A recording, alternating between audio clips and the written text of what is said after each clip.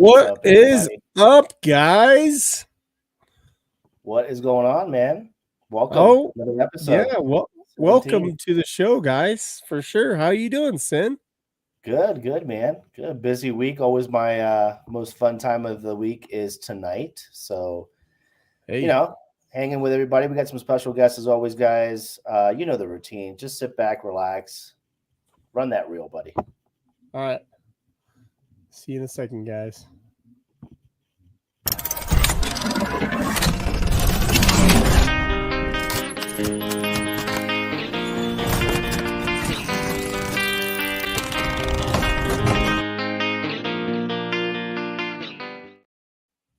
All right, we are live, baby. Here we go. How was your week? What did you pick up, Sin? Oh man, I picked up quite a few things. Did you want to go ahead and do the pickups before we bring on No, the we'll gang, bring them or in did and you? all that stuff. Just wanted to know off the top of your head, like you brought in some Yeah, I bangers, mean, I'm I sure. got some banger comics. Cool. I got some other big books on the way. I was able Awesome. to obtain my first Captain America, which I was pretty happy about, from the 1940s. And yeah, man, pretty Okay, exciting times. sounds good. Having golden We'll age. we'll be right with you, guests. We're gonna bring in our special guests here. We got Dre. What's up, Dre? Going And we on? got JL Warner, Nope, Joshua we got Lynn. his He's bedroom. not there. Yeah, his internet went down. He's got a clean room though. While we're waiting on Warner, let's say what's up to Brittany's in the house. Hey, Brittany, what's up? Captain Crockpot's in here as well. Yep. We got a lot of people. Hey, go ahead and just shout out your name if you're in here. Say hi to us. See who's all in here.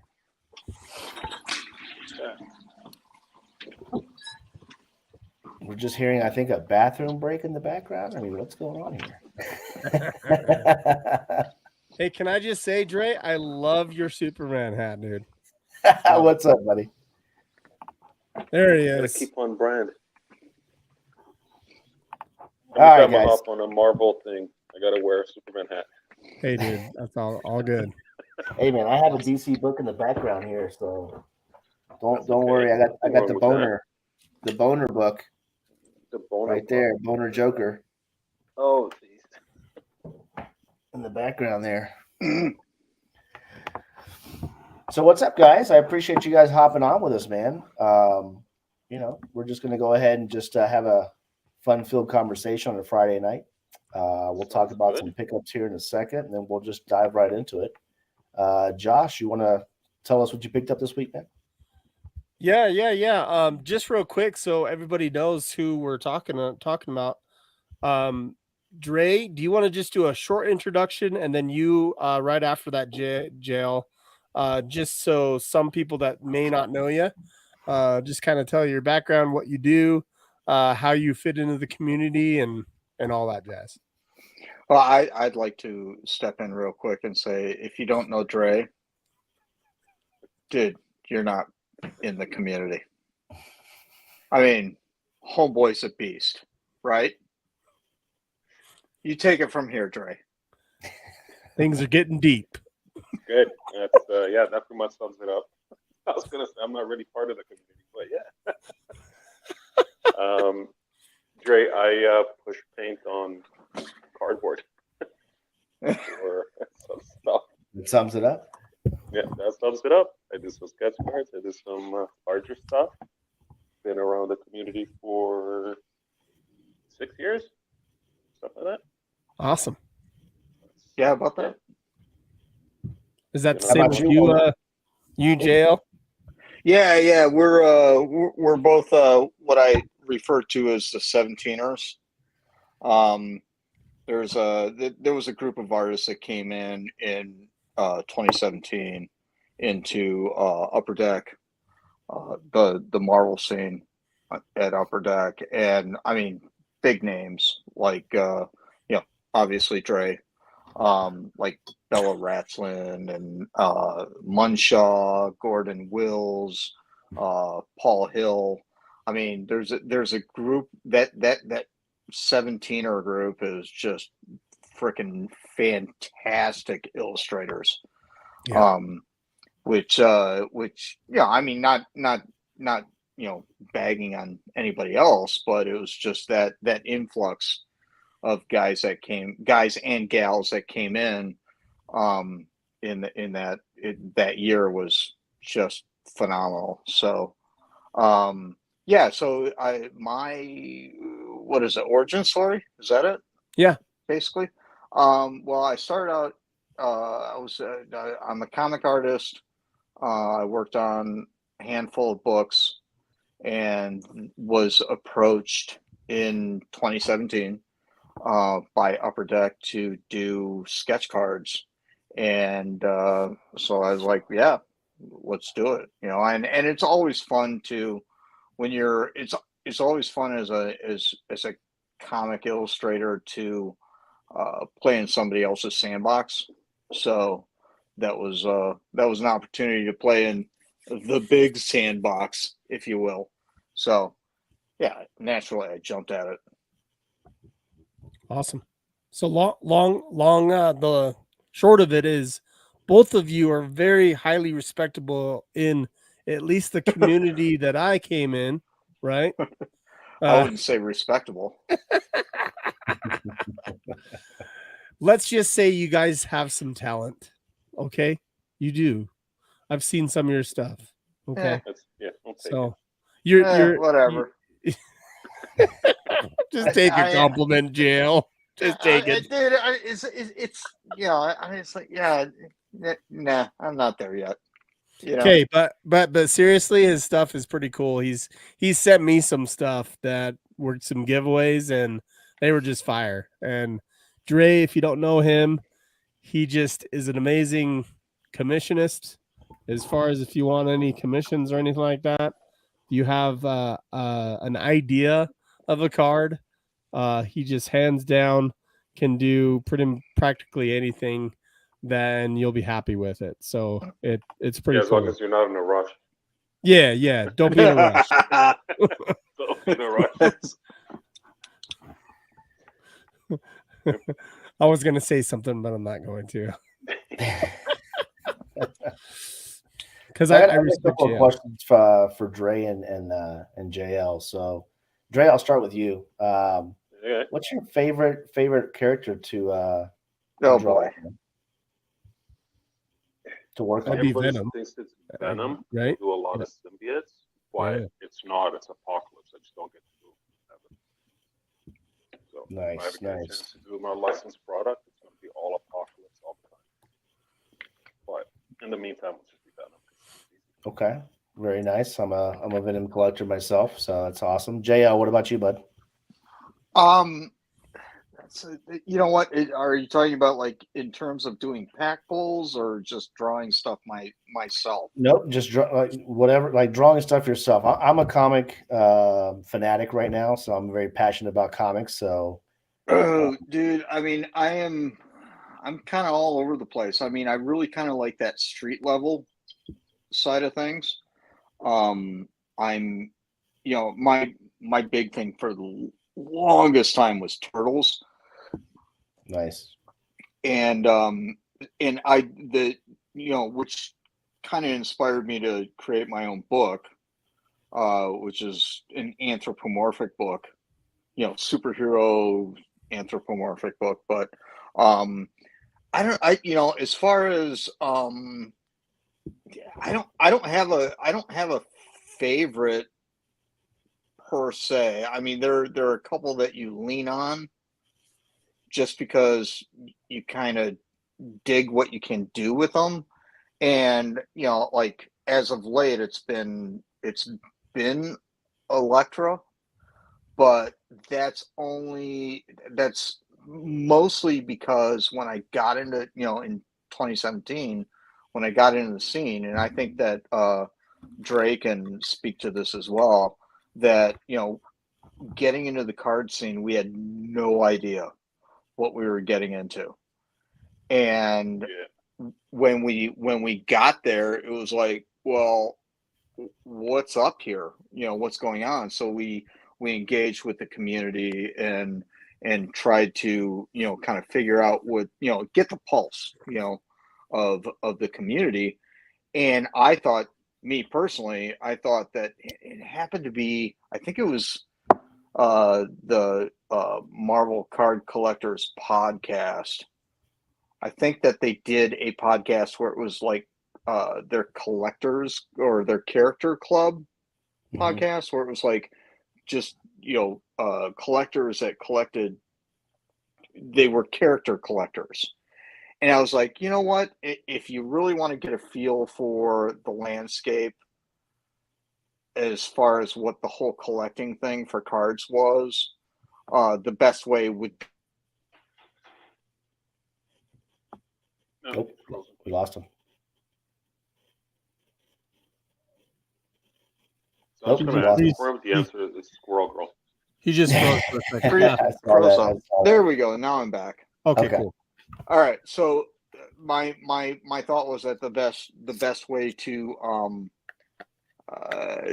figure it out was to get to kind of collect something, but I'm not going to collect a set. I'm not going to do, to be honest, for what you get paid, you can't afford to, to collect cards. So I figured, the best way to go was to go the character collector route. And I've always been a fan of Frank Miller and Bill Sienkiewicz's Electra Assassin. I thought that was the best depiction of that character and stuff. And at the time, I honestly thought that nobody's going to collect this character. Yeah. So I went in and then found out that apparently way too many people collect that character. They thought the same thing. Yeah, I mean, it's just like, Billy's going to, like, as an example, Billy's going to find out that he's screwed because everybody's going to jump onto High Evolutionary? Yeah, there it is. High Evolutionary. Yeah.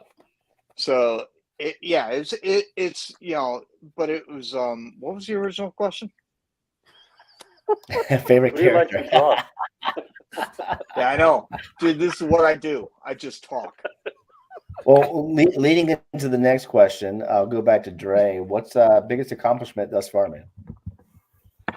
Oh, it was favorite character to draw. Squirrel Girl. Yeah.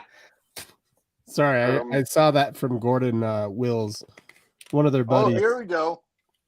Yeah, he's just here to troll. Yeah. No. I invited everybody to troll. Troll away, everyone. Troll away. All right, go ahead, Dre. Sorry, what was the question? The biggest accomplishment thus far, man, that you think in your eyes.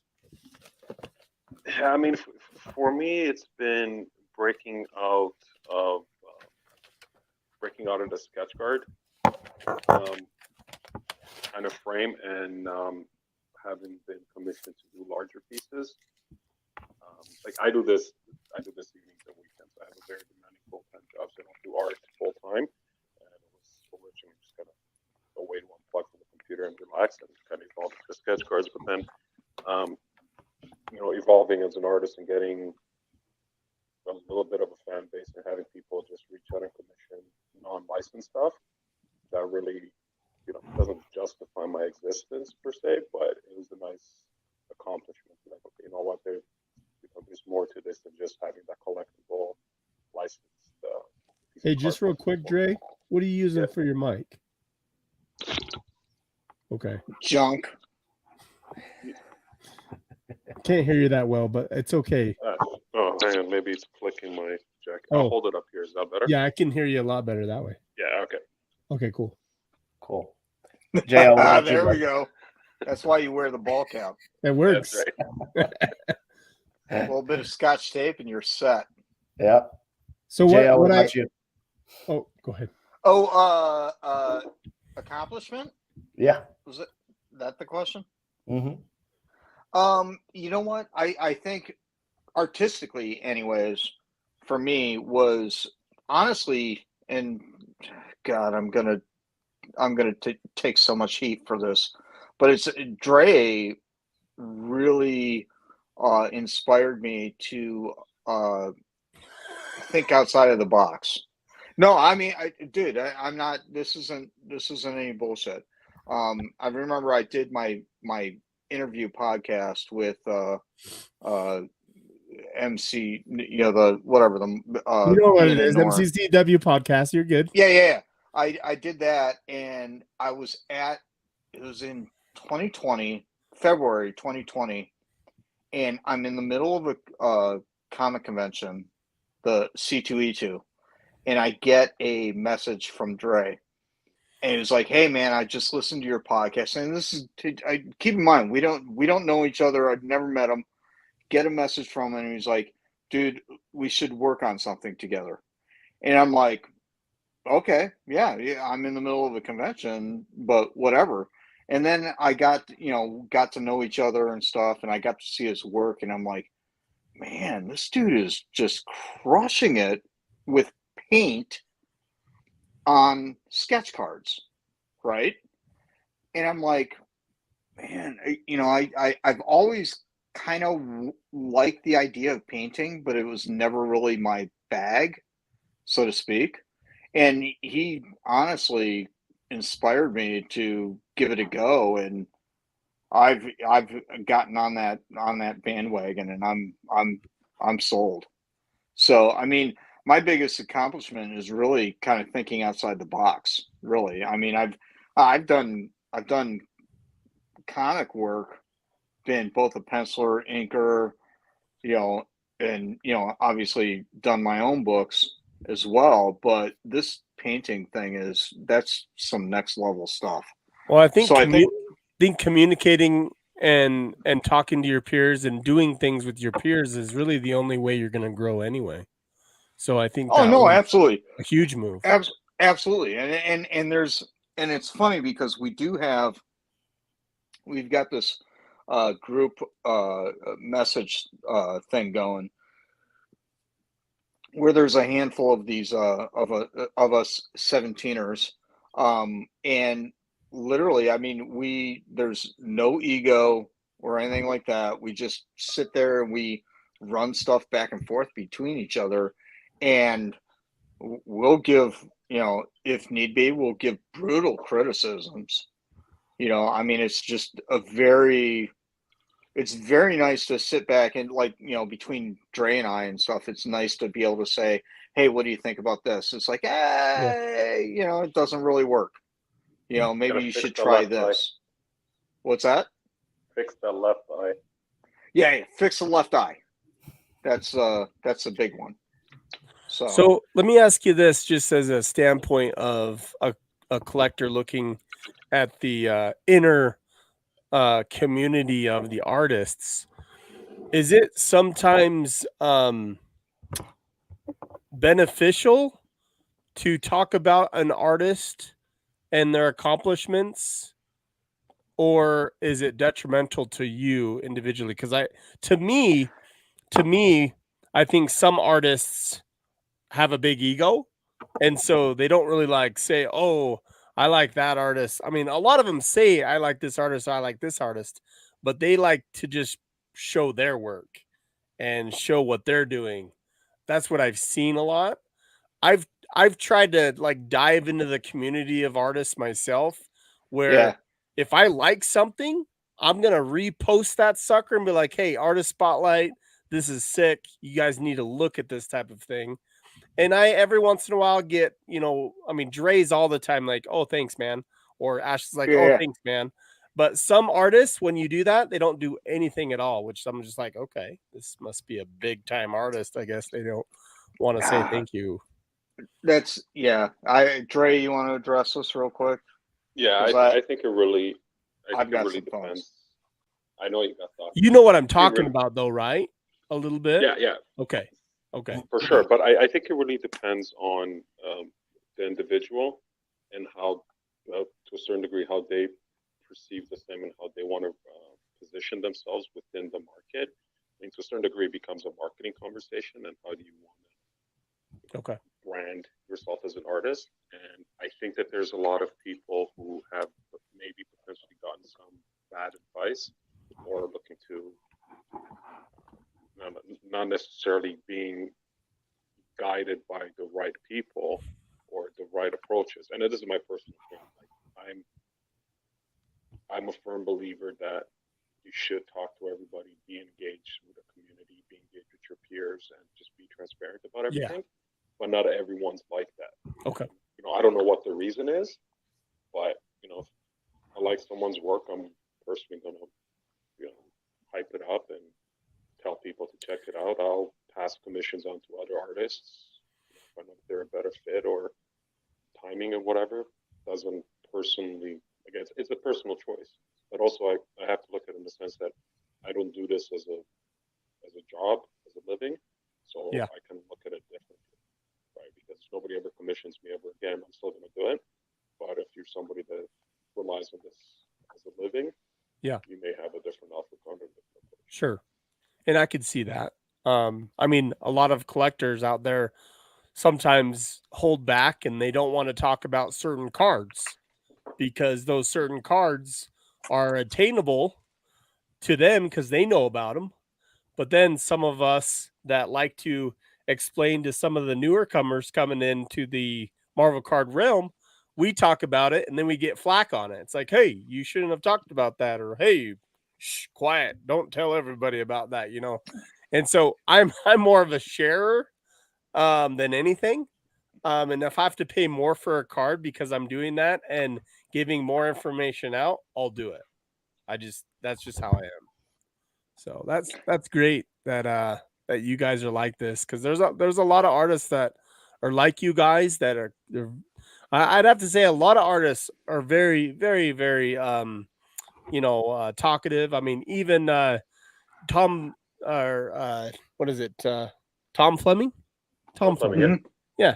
Even him, I actually reached out and said, hey, I like this and this of this Wolverine and all that jazz. And I wish he would have got the Wolverine of this Avengers set, but I hope he gets, the next one, like Flair Ultra Wolverine. I don't know who's going to do that set, but I just kind of just said, hey, I like that part of that Wolverine that you did in 2017. And he was talking to me back and forth.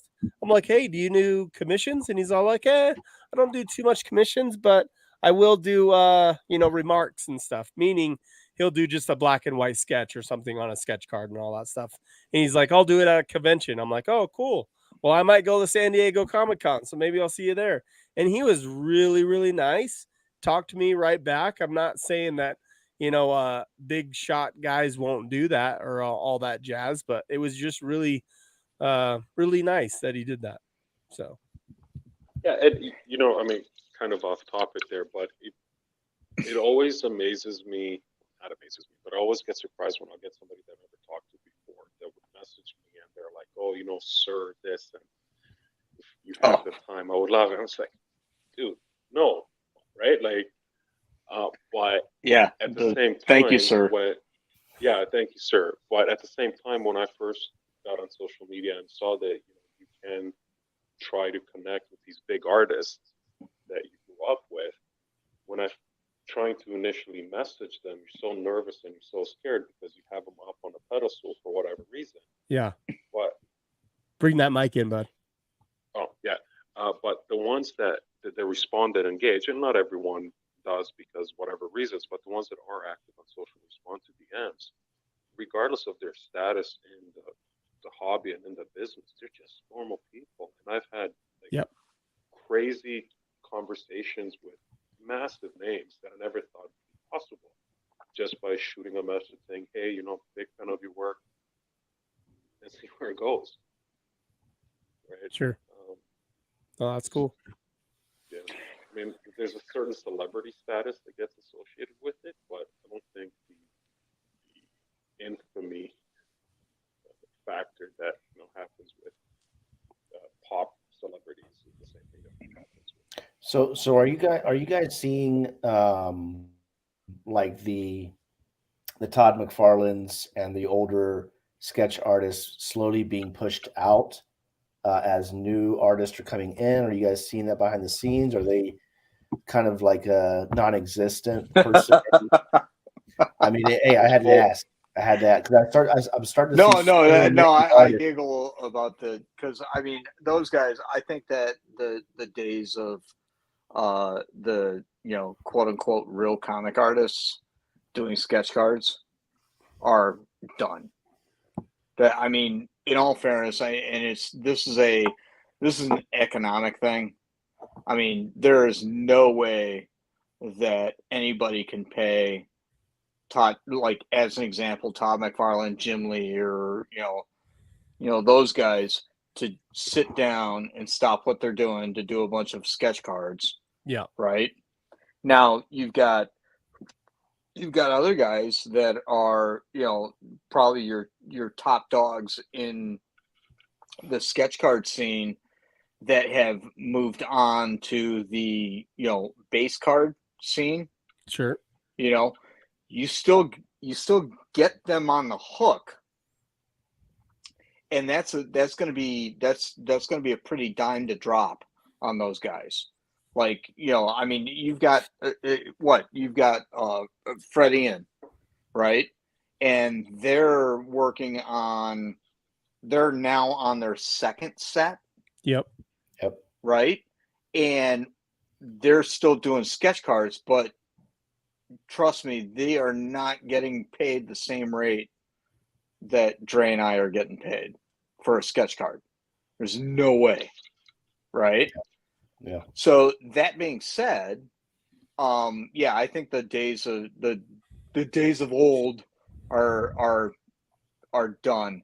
I don't think, because I don't think that I can honestly say that I don't think that guys like Dre and myself are priced out. Wait for you. Froze again. That's all right. You can finish that if you want, Ray. Oh, I'm not sure where he's going, but I was going to say, I mean, if you look at... Am I back now? You are. All right. Yeah. But if you look at kind of I'm sorry. The Go resurgence of like Tom Fleming, Dave DeVries. Did you say Dave DeVries? Yeah. Okay, I didn't hear it, so sorry. Oh, sorry. So Fleming, DeVries, Cacao has been around and kind of been relevant. Yeah. He did Spider-Man, but it looks like if they're open to kind of come back to the hobby, to the card collecting hobby component, whenever they want to do it, people are receptive to, from a consumer point of view, are receptive to take them in and get commissions and get autographs, whether they're on a set or not. So going back to Sin's original question, do you think those guys are getting pushed up? I don't think so. I mean, if Todd McFarlane tomorrow decided he wants to do some sketch cards, I guarantee you he'll have no problem. One of these got in the heartbeat. Right? When it all Can comes you imagine down, Boris hops on and says, "I'll do 10 sketch cards commission." Like, Facebook's gonna crash. Yeah. Yeah. I think the funny thing is too with in terms of the sketch card thing is that the hunt for new sketch card artists is just as strong as it has been in the past. The problem is that, well, not necessarily a problem, but the issue that you have is that you've got this this stable of artists already on hand, and they're bringing in new talent, and then but they're cutting down the ratio on sketches, so somebody's got to go. So what do? Do you turn around and do you axe the new guy that you never even gave a shot, or do you give them a shot and maybe put somebody else on the back burner? I mean that's I mean, and it's perfectly fair. I mean, you can't argue with that logic. I mean, it's like, yeah,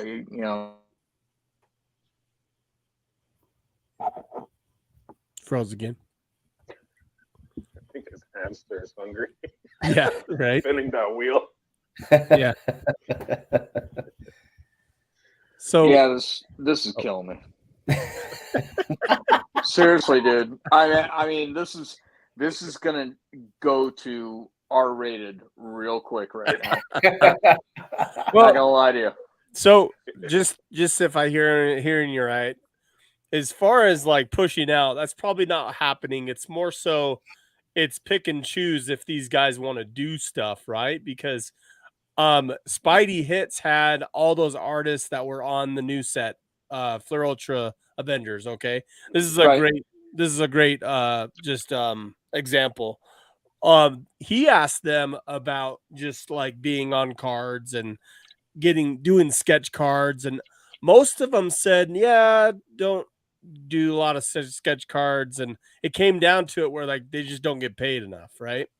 But Right. then at the same time, if they don't do a sketch card, if they don't have sketch cards in the set, they aren't against getting a sketch card from that set if you get a blank and doing something on it. It sounds like, as long as they're gonna get paid, their I guess Their fair market share rate. of, Are we yeah, at talking their black rate, market stuff? right? Yeah, well, I don't even say black market. I say if a artist wants to give up one of their commission cards and sell it, they're giving that up. They're selling it, they're giving it up.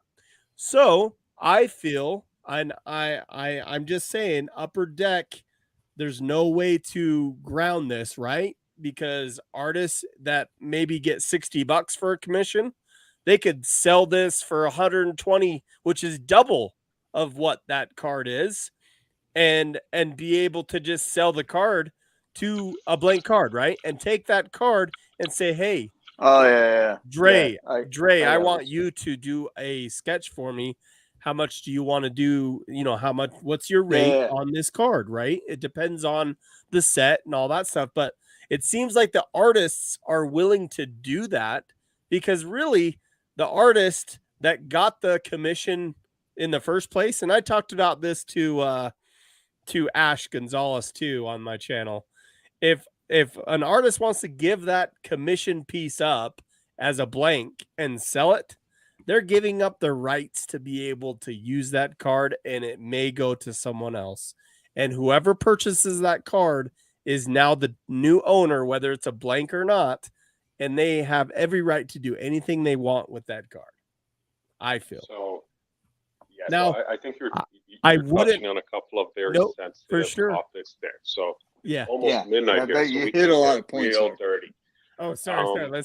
Yeah, we can move on. No. I'm not rushing and saying like, yeah. There's a couple of really kind of sensitive points there to come up in kind of passive conversation a lot. The first one is, about artists giving up their blanks and just selling their blanks. So fundamentally, there's an issue there with the fact that contractually you're not supposed to do that. Anything that as an artist you get blanks, you get your IPs, you're supposed to send everything back, get your IPs approved by Upper Deck and Marvel and Star Wars, whatever the licensor is.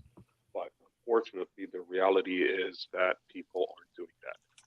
So, love it or hate it, it's happening. You go on eBay right now, look up any Upper Deck set that's been announced or, dreamt of that maybe is coming out, there's blanks available on eBay. Yeah. Right. So controlling the leak of these aftermarket blanks that aren't supposed to exist, I don't think it's possible anymore. It started before MM20, and it's just gotten worse and worse and worse every set. And Upper Deck has tried to do things to control it, like putting in those serial numbers at the bottom of cards on these sets, which I'm sure you guys have seen with like US 97. But even there, it's public knowledge that can be very easily wiped off. Sure. Artists got other artists' serial numbers. It's a whole mishmash. So, anyways, that's happening. Let's accept it. Yeah. Now, somebody purchasing a blank off eBay off the aftermarket, that's the same as me going and purchasing a blank sketch cover, as far as I'm concerned. Right? It's up for sale. You can buy it. Do with it as you please. Some artists, sketch artists or professional artists may choose not to work on it because that's their belief. everyone's entitled to their opinion to do whatever you want. Sure. Some people will do it, some people won't. And Yeah. that's it. And if you walk into a convention and you have the privilege to sit with Todd McFarlane and he will take a commission and you give him a Spidey metal blank, he's not going to pull a cannon. He's just going to draw a little Spider-Man and charge you whatever the city charges and move on. Yeah. We'll come back. Just one sec. As far as pickups this week, because we kind of skipped forward, kind of introduce yourself. We started talking, so that's fine. Great topics, great conversation, love it. But Sin, is there any books that you picked up this last week, or cards, or anything that you want to talk about? I did. I picked up some books. As people might know off of my IG, I'm focusing my attentions on Golden Age. Okay. At the moment, Age era. The Schomburgs, the Frazettas, the Wally Woods, those artists, the Al Feldsteins, those guys I'm following.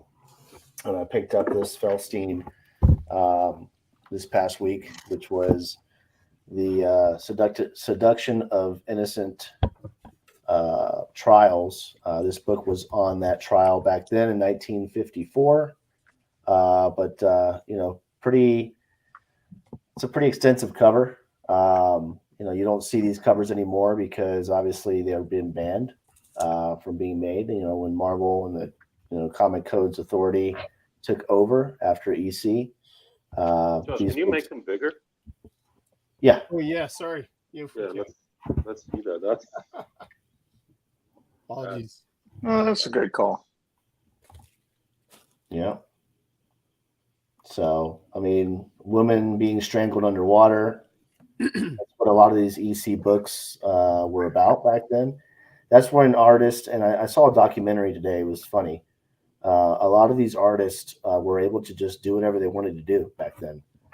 They had no limits.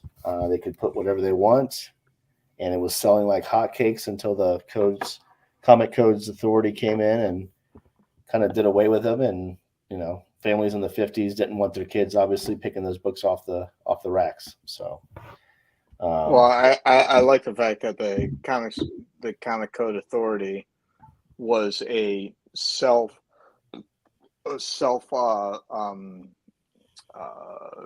regulating thing, from the Senate committees, right? Yep. So they went through the whole thing where it's like it's contributing to the delinquency of minors and stuff, and the comic companies basically turned around and said, whoa. They kind of pumped the brakes there and said, you know what? Instead of like literally coming after us and shutting us down entirely, we're going to go ahead and police ourselves with the Comics Code. Yep. Right? Yeah. So it was again in terms of censorship, it was a BS deal. But I like the fact that the companies came back and said, you know what? Instead of basically literally putting us out of business, we'll conform and run it through a quote unquote third party, Yeah. and that's where the Comic Codes Authority came from, and which was again broken by Stan Lee when Correct. I think it was some Spider-Man comic with like a kid that was on drugs or something. Mm-hmm. And he said, you know what? Just take the stamp off it. I don't give a shit. And he went with it. So it served its purpose back then. But then gradually it kind of the censor, the uptightedness, so to speak, of that whole scene kind of took its course, so to speak. Well, what a lot of people don't know is Stan Lee worked on pre-code horror books before he worked on Marvel books. Oh, he worked on everything. He was on romance books, westerns, because after World War II, the whole superhero scene really, basically went to shit, right? Yeah. So Took the off. only It books didn't that take they off. could sell was the romance books and westerns and yeah, and the horror books. Yep. That's the stuff that was moving. Yep. Nobody gave. Can you imagine, honestly, a time when superheroes in comic books were not acceptable? I can't remember. He lived through that time. He worked through that time. He made he Stan Lee literally moved the industry through those dark ages, if you will. Yeah, 100%. To get from superhero to no superhero back to the Back to superheroes super. in the 60s. Yeah. I mean, that's what, 20 years? Yeah. Yeah. At least 10 to 20 years. I'm sorry, I didn't mean to interrupt so much. No. You're not interrupting. I'm just showing. There's another one right there that was in the Senate trials. Just the broken neck right there. Yeah. The silhouette here in the bottom corner. I mean, That stuff looks right a lot like Tony Moore, doesn't it? Yeah, this was Al Feldstein and Johnny Craig. No, Johnny I mean Craig. it's very Tony Moore-ish in terms But of the look. you know what's interesting, Sin? Look at the back of that cover. What's the ad for? Yeah. Nylons? Yeah, they were. Yeah, I can't read it on the phone. What's the ad for? Nylons Yeah. for men and women take orders for nylons, guaranteed 9 months. And then it says no house-to-house canvassing required. So they're just needing people to go and sell this stuff. Pantyhose. Yeah, it's the That's Avon funny. lady for nylons. That's funny. That's gotta be one of my favorite things looking at old books. Obviously not. Yeah, I Slabs mean, I ones, got because you can't another miss one here. Another classic cover here. You got the good girl art, and then you have the ghouls and the skulls, and then on the back, they're promoting a giant beach ball. I The love the ads from the 50s and the 60s. Oh yeah. Yeah, I mean, let's be classic. real. The stories aren't that great. You're reading Great No, pickups. the Six, stories it's aren't not that great. great. I actually this is what people don't understand is these right here. So these were the original comics. This is a pulp, 1943, and this is Shadow #1. And inside this pulp, there's a couple of illustrations, but they're black and white, and then the rest of the book is just the story. That's it, typed out story of this book. Oh, nice. Just prose. Yep, which is cool. That is way cool. Yep. But Is that those what you were my got? pickups. Those are your pickups? Those were my pickups, my friend. Okay. More comics on the way. Like I said, I'm really heavy into the war comic right now with Schomburg, doing a lot of those Captain Americas. And they were promoting that you buy war bonds. They'll put them on the comic itself and say, buy your war bonds, your stamps and all that stuff on the comic, which was kind of cool back then during the World War. Yeah. Yeah, that's way cool. I mean, back then, comics were absolutely part of that whole propaganda machine for the war. Mm-hmm. I mean, think about it. If you think about it, the guys that were Marvel, the foundation of Marvel, were, obviously they worked at Timely prior to, but then they went off to World War II and then came back. Yeah. I mean, obviously Kirby and Stan. I can't remember his name. Great guy. I met him before he passed. Used to be a Captain America artist. And I feel like a jerk for not remembering his name. off the top of my head, but this guy was freaking awesome. I mean, I saw him at a convention, and he was like, "Hey, I was and he was like anybody that walked by, he was like, "Hey, I was a Captain America artist," but blah blah, but it's like, dude, wait, you fought in World War II? Yeah, I mean, that was kind of my thing was like, yeah, congratulations, you were Captain America artist on a comic book, but wait, you fought in World War II? I mean, it's like, but this guy, God, I can't remember his name. I gotta look it up, but just the coolest cat, man. I mean, and he was like 112 years old and just excited. So Josh, make me big again real quick. Oh yeah. We lost JL again. I'm waiting for the cursing to come back. Okay. There he is. I honestly think that it just shuts down when I start talking. Probably. You're on a quota. You're on a word quota. Yeah, no. I mean, you only get so much data that you can send out. Yeah. So I got to keep my comments short, apparently.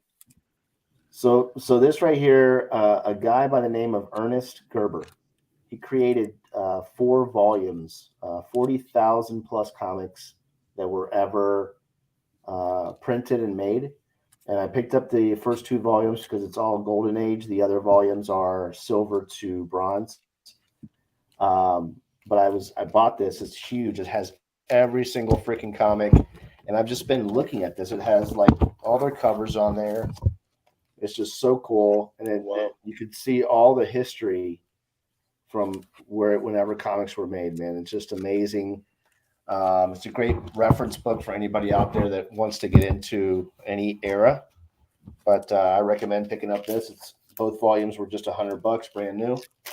But anyways, I've been reading that book, man. It's educating me more and more about the times back then, which is real cool. The times that we have to obviously thank for where we're at today, right? Yeah, it's way cool, man. All right. You want to ready for my pickups here? Yeah, let's do it. All right. Let me make me big, I guess. Go down. Brittany says Jack Kirby. No, it's definitely not Jack Kirby. Warner's talking about. No. Okay. I'm going to show you guys something here. And what this is a set from 1993. And it was a Blockbuster promo set. Okay. Like Blockbuster Video? Yeah. Okay. So I don't know if it was a Blockbuster Video.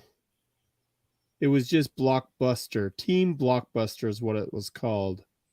But they were promo cards. And it was a set of 50 cards.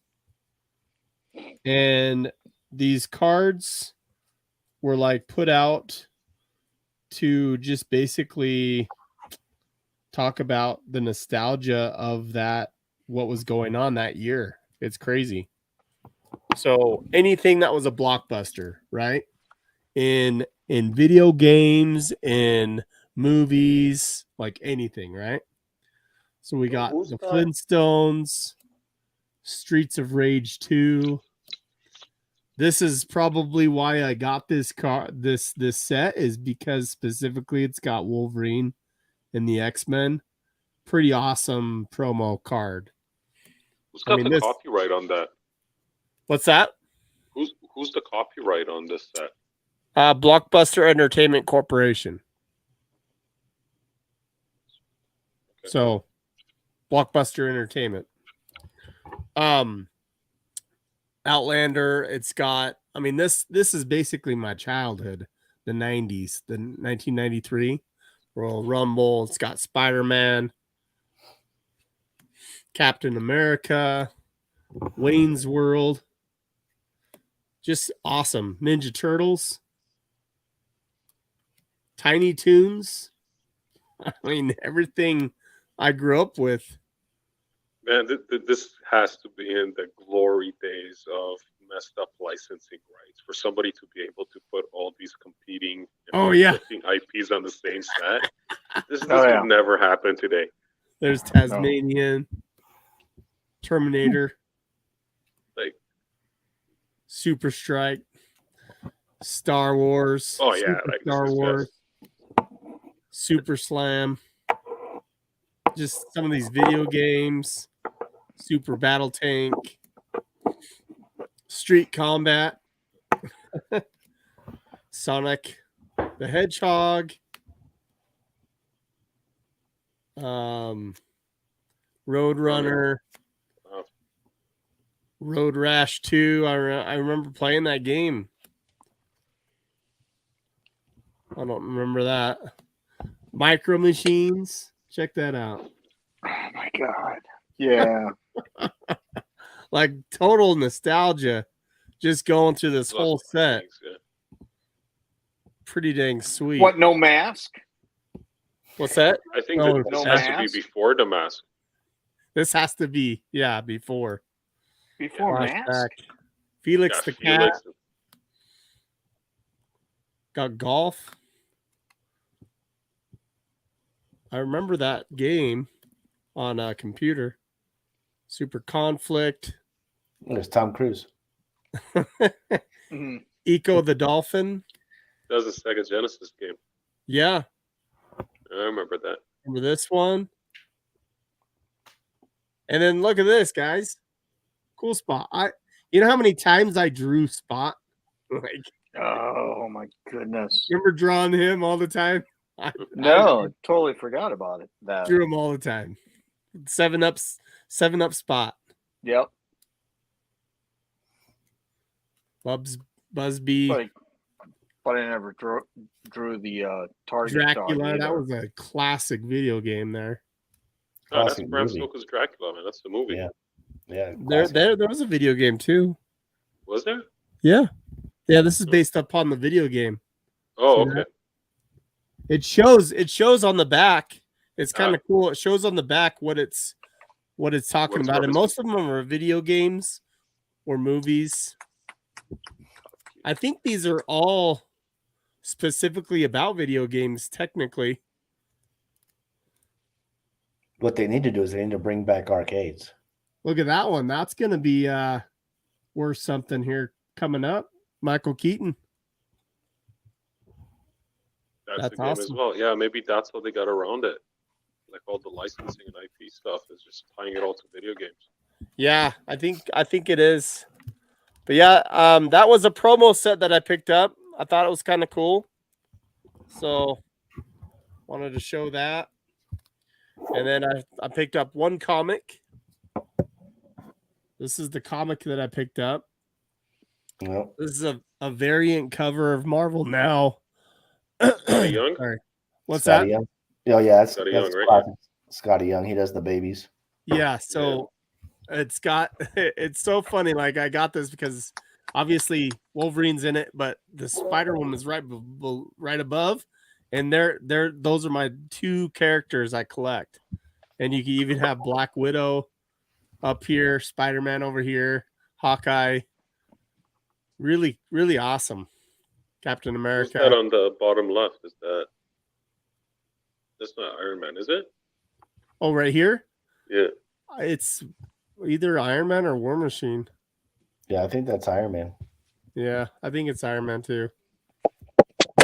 And Thor. I mean, it was a cool cover, so I just picked it up for 99 cents. I won it on auction, so yeah, that's not a huge deal. And then this is Marvel Beginnings, Spider-Woman. It was one that I didn't have, so that's what I picked up. Not big, but just something fun. Yeah. So, how about you guys? Do you get anything this week? Do you have any pickups? I know Dre, you collect cards, and I believe JL Warner collects cards too. Yeah, I bought some Avengers on Whatnot, but it'll be a couple of weeks till I get that in hand. Oh, okay. Because I can't find the product anywhere here in Canada.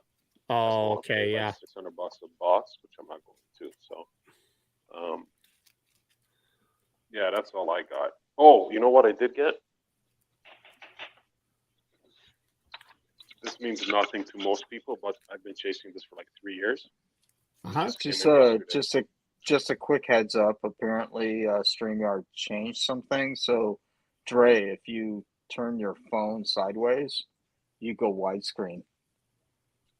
I tried it earlier, didn't do it. Really, it did it for me just now.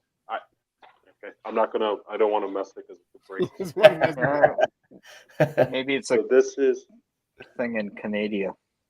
In Canada, yeah. So this is the Joel Jusko, the Creator Chronicles.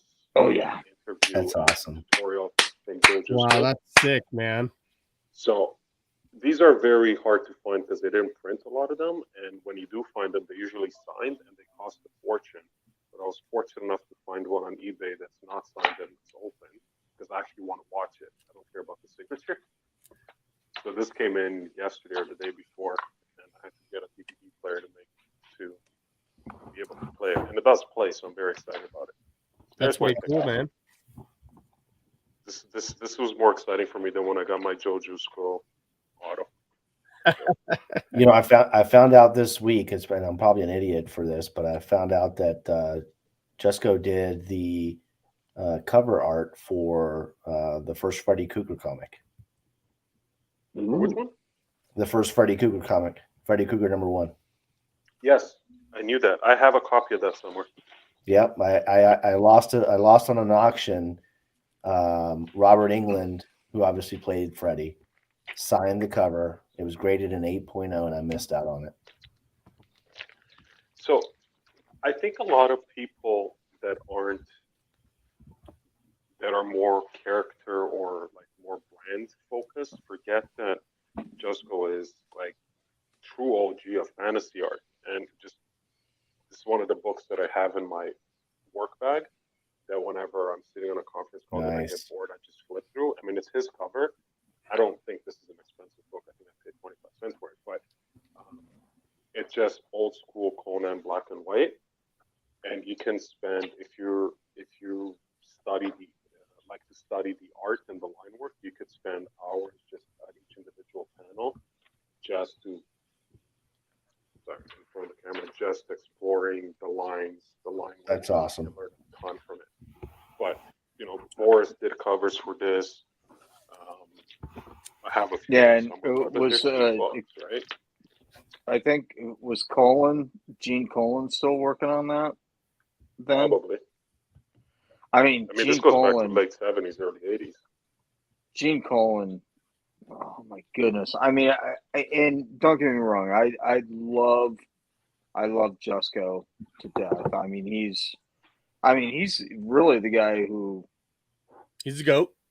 Yeah, I mean, absolutely. But, I mean, when you look at his influences and stuff, I mean, Gene Colan's got to be up there because that guy, holy smokes. I mean, seriously, Google Gene Colan, Conan, and it will absolutely blow your mind.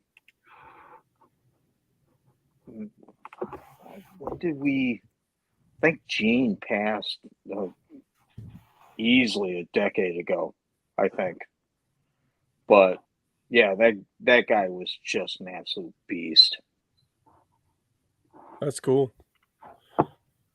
I want to add to that just a bit. As far as when you said, as far as Joe Jusko and people kind of looking to him as some inspiration, I guess, from one of the older, the older artists. I want to say that there's a few different artists out there that are way different than the masses, where I totally get like the uniqueness of original art, meaning you basically take it and you make it your own. Like, and Right. there's only so many ways you can make comic Wolverine look, right? Like, Yeah. and so when you take realism and add it to comics, you get some of these newer artists that are on masterpieces. Now, I want to say that I respect them. I love what they do. I thumbs up to them and everything, but typically it's not my forte. Like I like when people stick to the comics and stick to the actual realm of what the comic looks like, not go out of the box and like make this whole realistic Wolverine and all that stuff. I mean, again, not bashing them at all. I am giving them respect. But when I look at these cards, I want to see more of the comic realm myself, and I want to see the design of the card and how it So portrays. you don't like Boris then? I didn't say I didn't like it, I think you said you don't like Boris. but I would say this. I'm pretty sure he said he don't like Boris. I would say this. The way that Boris and Julie Bell did their 1996 set was spot on a lot of those characters of their comic realm to make it a little bit realistic. But just recently, some of the masterpieces, like Joe Jusko, right? He never veers from the comics, is what I'm trying to say. Well, Jusko was always. I mean, he's always been a comics guy. Yeah, and I say that in the sense that as a kid, he was a fan of comics. He read comics, correct, so on and so forth. So I mean, he knew the characters, and I think to what the point that you're trying to make is that when some illustrators go after a certain character, maybe they don't understand the character. You know, in the sense that this is what I mean. You don't get that. Like in the case of Wolverine, some people will just like kind of do them like in an action pose, doing something or whatever. But it's not like full on feral, which is they don't necessarily bring out the character in their illustration. And I mean, I think that both at the very least, Dre and I, when we try to portray any character, I think we at least, for characters at least that we know, go out of our way to try and portray that character. And there's some, and to be honest, there, I mean, you get a lot of these, big name artists and stuff, especially coming into the, like a masterpieces realm or something like that. And they may not know every character and they may not know how to portray them. Sure.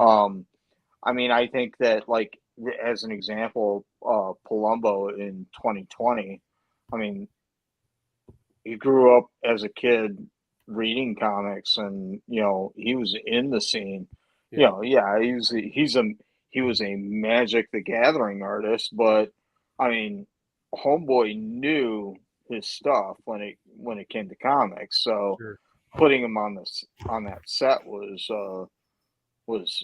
freaking solid. And I know that when that set came out, there was a lot of grief over it. It's like, what, and yeah. But it's something that happens with every set, because if you remember when 2018 came out, and I think the first promo image was the Captain America, and every time, yeah, you hit your quota. Every time. But basically, the point I was trying to make was that Palumbo knocked it out of the park, in my opinion. But and my whole point is this: is sometimes I have met some collectors like myself that just prefer the comic realm, and I think some veer away from it too much. Is what my point is. But it's a preference, right? I mean, It at is. the end of the It day, is. it's It art, is. right? At the end of Certain the things day, are it's going to still resonate with talent, different people. right? Yeah, yeah. And you know what? I think that's one part that's kind of one of the things about the hobby that kind of irk me is that I'll find people, collectors, artists, whatever, like just people within the community that will really knock a piece of art because they don't like the style. Sure. But you need to be able to look at it and appreciate the technique, appreciate the craftsmanship that went behind it, regardless of how you feel about the style. Like I'll be first one to say I don't like anime. I don't like the anime style. I appreciate it. I really appreciate the ink work. I like the blend. I like the simplicity of the faces and the expressions. But it's not something that I would go out of my way to get. So you don't like any of Gordon Will's stuff then, huh? No, I hate Gordon Wills. I don't even know why I talked to that guy. But see, Gordon Wills Peach Momoko does a lot of anime too. Yeah, like I appreciate the craftsmanship of Peach's work, but I wouldn't really collect any of those. Well, like you said, it's a Because they don't style. appeal to me. It's a style, so I don't particularly like the style, but I can certainly appreciate the craftsmanship of the work and the detail, and the composition, and the color choice. Yeah, and maybe that's what I should have said. Is that's my whole point of some of this masterpiece. I don't like the realism style. At least I haven't fell in love with a Wolverine, realistic Wolverine yet. Granted, I do like some of the Boris and Julie stuff from '96. I do like that stuff, but it's like you said, it's all personal preference when it comes down to it. And if you don't like some art, then it's definitely your opinion, and your opinion matters, and you own your own opinion. Yeah, for sure. So I'm gonna share this with you. This is art from Frank Frazetta. Okay. Yeah. Dude, stop. This guy didn't know what it was doing. I mean, you're just like trying to make us feel bad. No, absolutely not. I'm just saying I appreciate this guy came out he born in 1928, and he came to the scene and started doing comics, and this is the type of art that was back then, and you have to appreciate it. Not that you have to downplay it. We know Frazetta, bro. I mean, he's like the GOAT. The Egyptian Princess at one point was the highest sold fantasy art piece. That's might cool. Still be holding that record, the 1-2 up. What I love is that I think I read an article or read something about where Frazetta was basically the gist of the whole article or whatever was basically that he half-assed it. In the sense that he's like, I could do this, and this, but I mean, he cheated his way through it in the sense that, I mean, if he this is a guy that like spent more time drinking than doing art. He was more interested in doing other things than what he's known for. You know what I mean?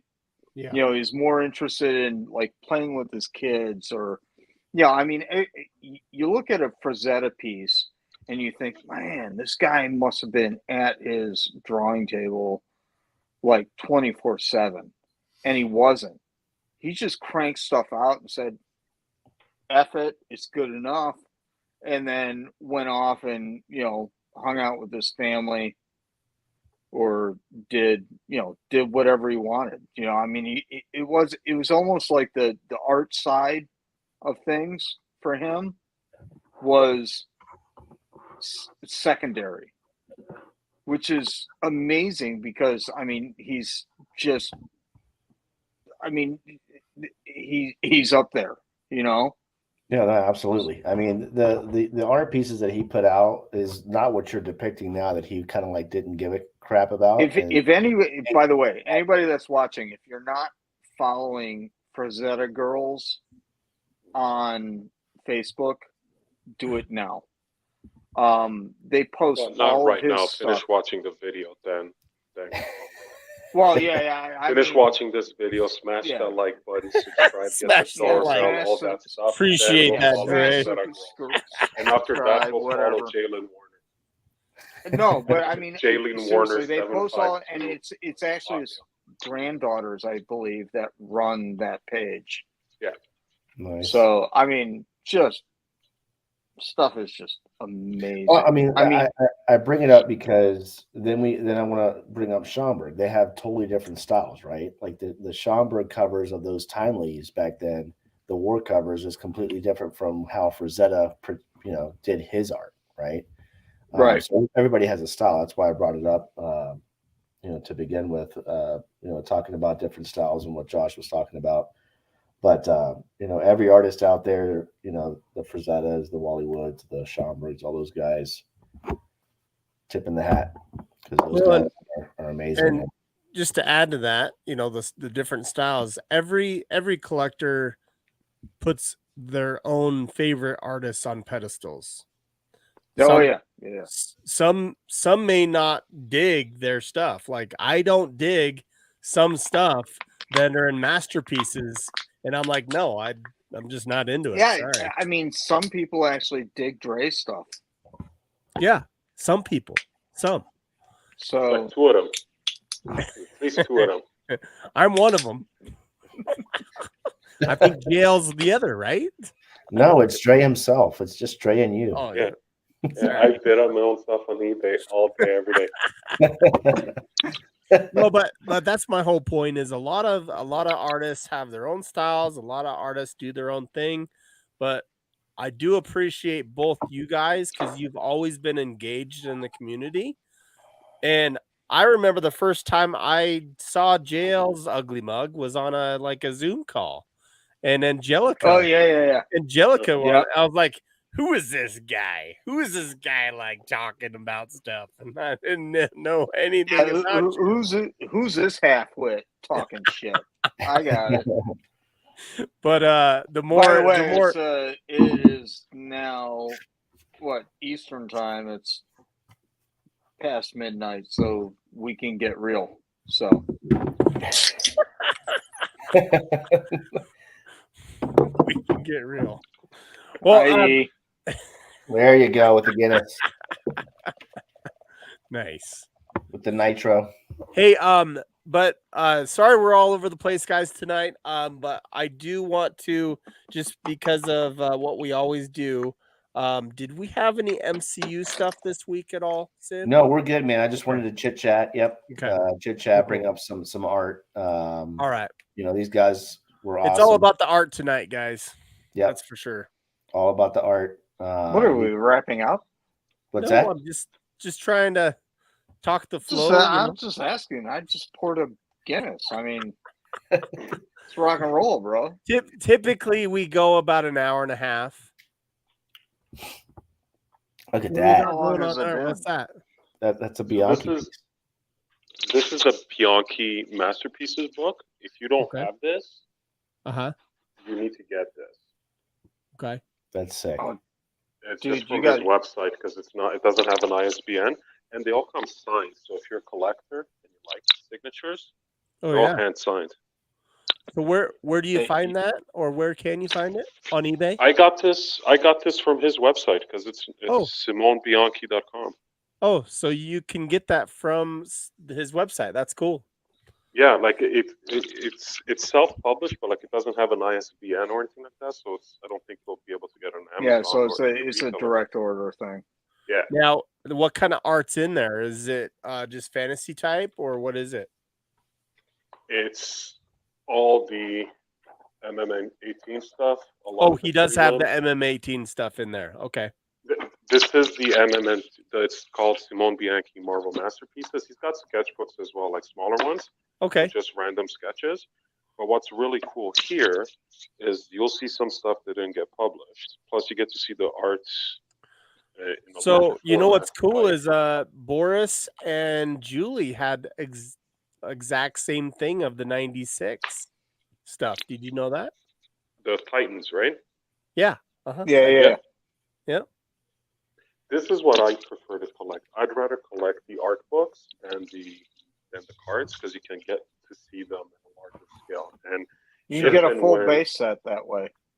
Yeah, you get a full base set. You get all the Way to think hollow falls. You about get the that, prelims. Gail. You get a signature. It's gold. And I know Dave Colombo was hinting at putting out a book at some point as well. Nice. I'm going to be right there Yeah, hitting that buy unannounced. now button.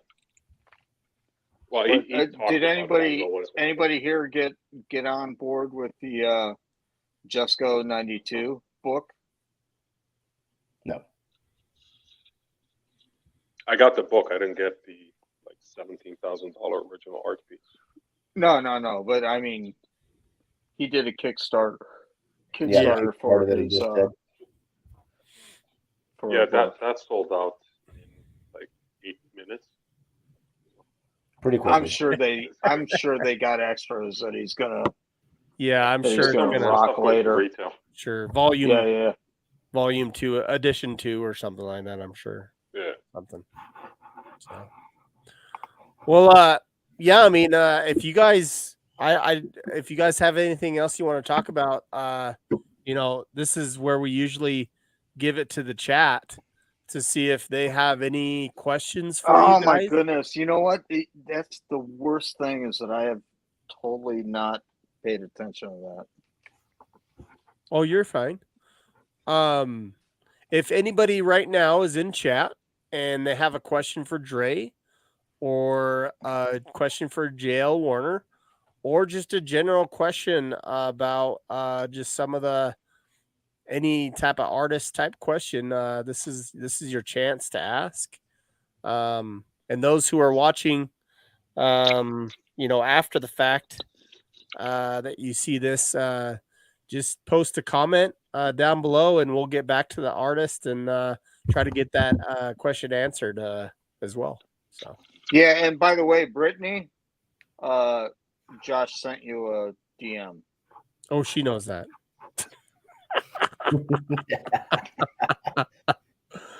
So, Warner's catching there's a up question with here that. from Gordon. Yeah. Dre, when is the Marvel crotch shots chase? Oh yeah, hit the bell.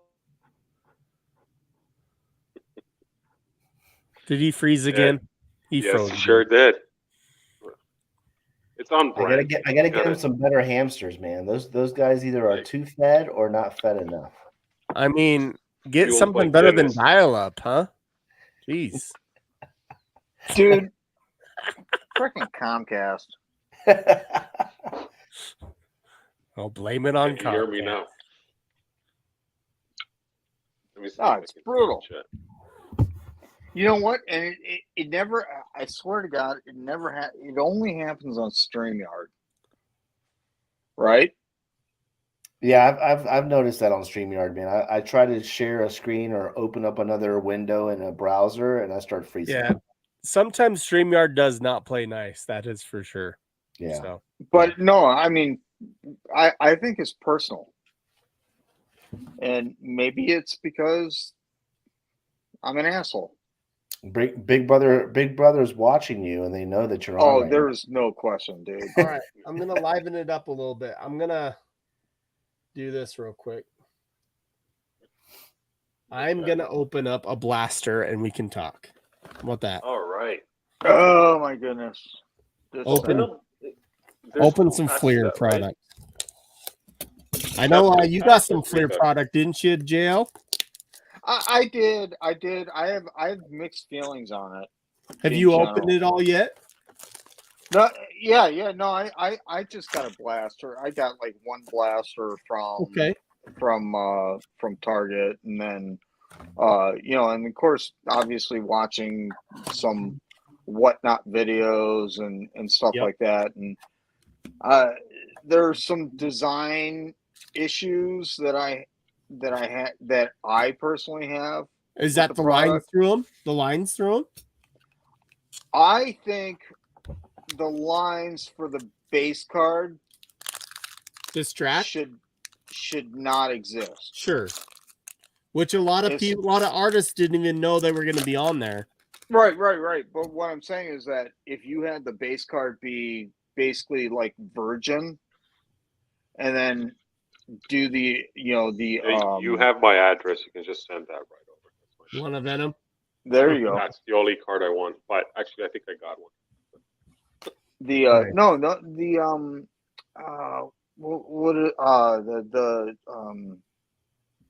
the variants, whatever the hell you call them. Chase? There's an Ultra no, Star. not the chase. The ones that are the same as the base cards, but they have different parallels? colors. Oh, the I'm parallel. cool with that. Parallels. The parallels. Yeah. The parallels, I'm cool with the stripes, but with the base, it's like, dude, just leave it raw, you know? Yeah, that's where the medallions come into play. The medallions are all raw, like virgin style. Josh, what was that one? Oh, sorry. This one here? Yeah. It's a greatest Yeah, but battle I'm card. saying, yeah, but the medallions have all the silver and stuff on and it. like the opals and the gold and whatever. Okay. Yeah, I'm just saying that, like, for the base, just whatever the straight up artwork was. You know, especially being original artwork, the original artwork for the set. So there's Doctor Strange. There's that greatest battles card, Scarlet Witch. And Scarlet Witch. Avengers. Who's the other guy? What's up? Who's on the right? I can't read it on the phone. It says Avengers. Oh. Like a dark Doctor Strange. Yeah, it's different, that's for sure.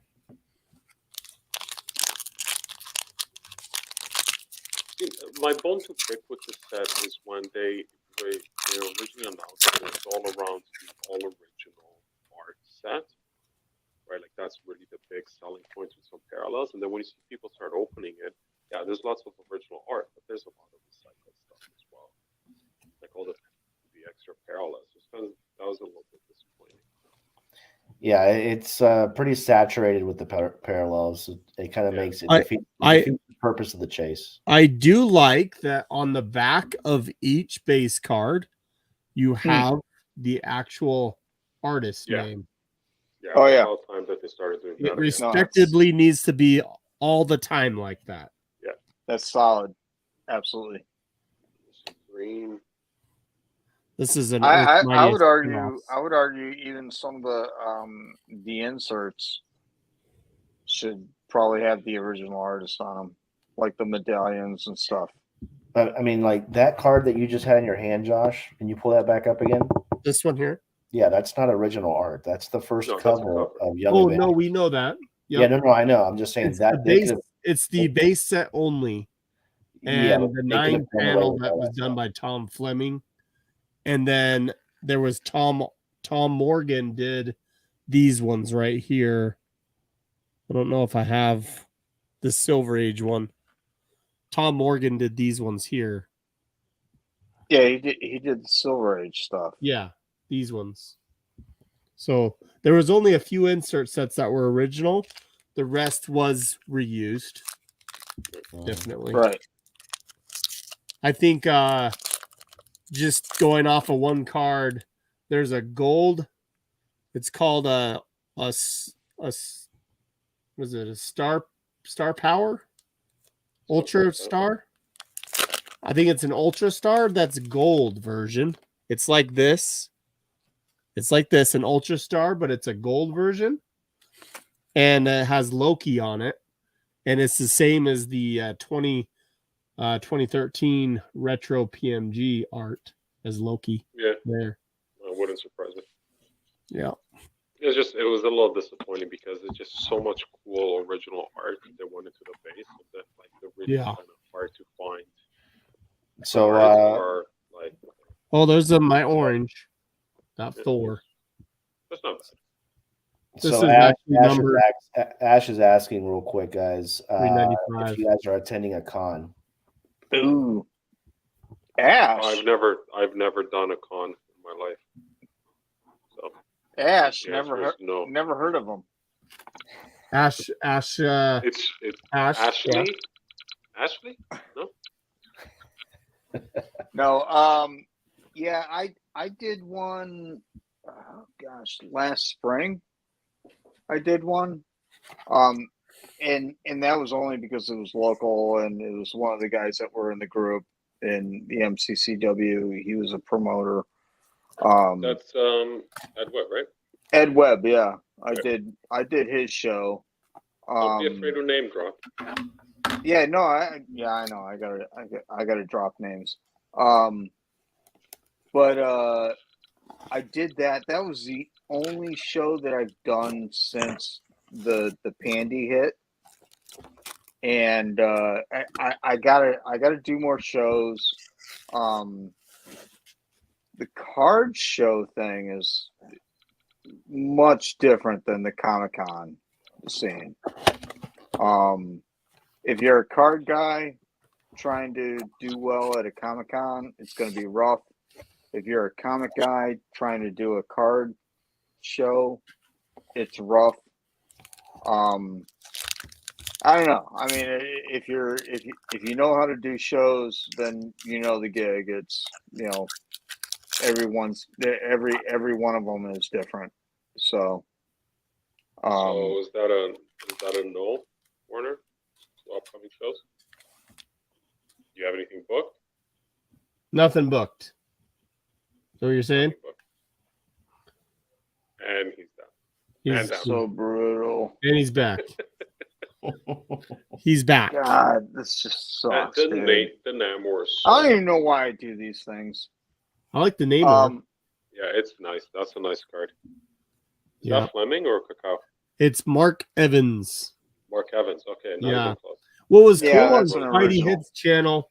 Yeah, what was cool on Spidey Hits channel is every single artist that was on there, they were able to talk about every single card, which was cool. I loved it. I don't know if you saw that, but I haven't had a chance to watch it. It's been a crazy week, and okay. I didn't want to just listen. To Okay, it. here's the orange number to 549. Every single one of these blasters, if you didn't know, has a number to 549 orange parallel in every one of these blasters. I have a feeling some people are going to go ham for these ones. Oh, that one's cool. I got the blue the other day of this card. 2 more packs, and that's the last of my blasters. So what set are you looking forward to next? What are you going? Masterpieces. Whatever that. Ash Any love does, for Premiere? by the way, agree that card shows are way different than Comic-Cons. So that Red Skull's pretty dope. Oh yeah, I think it's Jason Judah. Yeah, he explained this card. It was pretty cool. Dude, Red Skull has so many rules around him. What you can and can't do with him, especially. oh my goodness, yeah. I don't get these artist spotlights. They just remind me of Marvel Annual. But you got a numbered version of them. Of what? Of those artist spotlights, some of them are numbered out of like 300 something. Not on There's this one. parallels of those, I think, right? Or no? There are Yeah. parallels of this. Yeah. Yeah. It's just like a base Yeah, card, so same I parallels. wouldn't mind an Alex Ross numbered card. That'd be okay. Oh, okay. Or Perez, All right, so this pack will probably have an Ultra Stars in it. So is it one per box or per blaster? Pretty much guaranteed. Yeah, one per blaster. You get one of these right here. An Ultra Star. Does anyone hit a sketch in a blaster? You can't pull sketches, but you can pull jambalayas out of it. Okay. Yep. This is one of those sets where sketches are so scarce. I think I've seen maybe. Yeah. Dre, were you in this? Yeah, I was in it. I have a feeling it's all in for the got a feeling it's all on ePack. Yeah, like I did. I got 44 proof cards. I haven't seen any. Got Quake Ultra Star.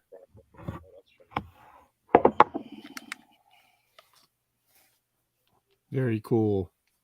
Was Ash on this? He's in the comments Was he on what these? on Avengers. Oh no, I mean, sketch cards. Yeah. I don't know if he was on this or not. Nah, he says no. I didn't see him on the sketch list. He Yeah, he he's says on it. no. He was not on it. He's on MM22. Well, at least one of us is. Not a confirmed stat. Yeah. So that's it for the blasters. Cool, man. But I just wanted to kind of do that just to talk a little bit. But yeah, we can end it if you need to go there, Sin. So Yeah, we can call it, man. Oh, Sin can go. I got no place to be. okay. Well, you can stay on after we end it. That's no problem. Whatever. I mean, I'm pretty sure Gordon's itching to go live, so you can hop on there. Hey. Oh no, that's right. Yeah, we can go on with Gordon. Just. Well, wait. It's pretty late now. I can say we can go on Gordon's live and fuck shit up. Okay. Well, and you're welcome, Josh. Thanks for joining us tonight. Appreciate both of you. I'm glad I could get some perspective on just kind of artist realm or the artist community and how you look at things from the hobby perspective, but you're also collectors too. So you're in both sides of things. So I just appreciate you guys in the community. I appreciate your talent that you have.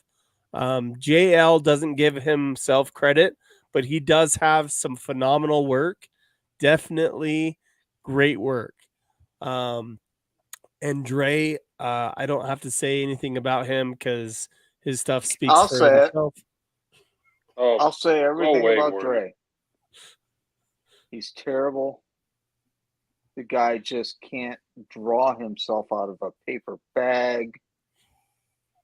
It's brutal. What's Don't funny even waste your time. At the very beginning of this, if you remember, he was praising him. So you just don't know what JL really thinks. All right, man. Thanks, guys. I appreciate it. Sin, you have anything? Last words? No, man. You guys know the routine. Like, comment, subscribe. Make sure you guys are following Dre and JL. We appreciate everybody here, and we'll see you next week. Till next week. Yeah. See you guys. Smash that like button. Yeah, smash that like button. I appreciate that, JL. Smash it like prom night. All right, and where you find these guys, just to let you know, obviously they are both on Instagram. Is it like a specific name for you, Dre?